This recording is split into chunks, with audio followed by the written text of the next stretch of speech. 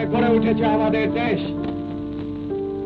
বিএনপির প্রতিষ্ঠাতা ও তৎকালীন রাষ্ট্রপতি জিয়াউর রহমান ১৯৭৬ সালের ২৬ জুন প্রথম বাজেট উপস্থাপন করেন। স্বাধীনতা পরবর্তী সময়ে তিনি টানা ৩টি বাজেট ঘোষণা করেন।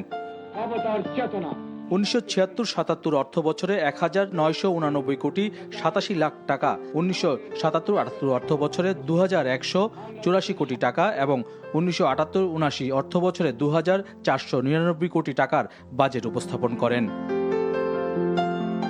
জিয়াউর রহমান শহীদ হওয়ার পর বিচারপতি আব্দুস সাত্তার আমলে অর্থমন্ত্রীর দায়িত্ব পান এম সাইফুর রহমান। ১৯৮০-৮১ অর্থ বছরে প্রথমবারের মতো ৩,৭৬৮ কোটি টাকার বাজেট উপস্থাপন করেন তিনি। পরবর্তীতে ১৯৮১-৮২ অর্থ বছরে তার উপস্থাপিত বাজেটের আকার ছিল ৪,৭৮৮ কোটি টাকা।